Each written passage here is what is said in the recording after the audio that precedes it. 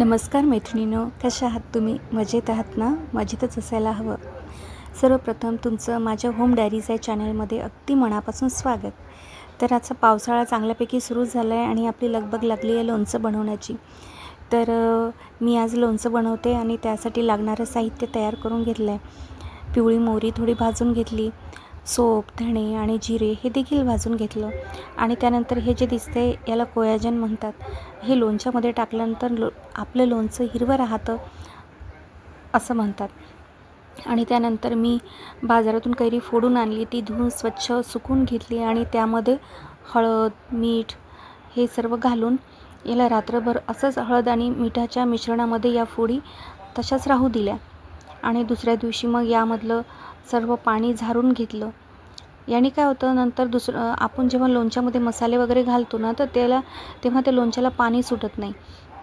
आणि ते हळद आणि मिठाचं पाणी झारून घेतल्यानंतर त्यामध्ये बाकीचे मसाले मिक्स केले आणि त्यासाठी मी आधीच तेल गरम करून थंड करून घेतलं होतं.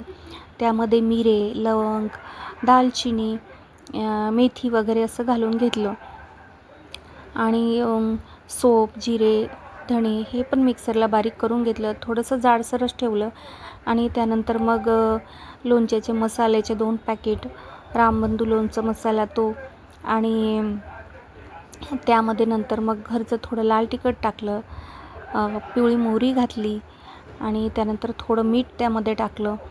हळद मी काही टाकली नाही यामध्ये, कारण आपण आदल्या दिवशी भरपूर हळद घातलेली होती. त्यानंतर त्यामध्ये थोडं थोडं करून तेल घातलं आणि हो, गूळ देखील यामध्ये मी घातलेला आहे, कारण गुळाने आपलं लोणचं असं टणक राहतं. तर त्यामुळे आणि चव पण छान लागते गुळाने. तुम्ही घालून बघा कधी.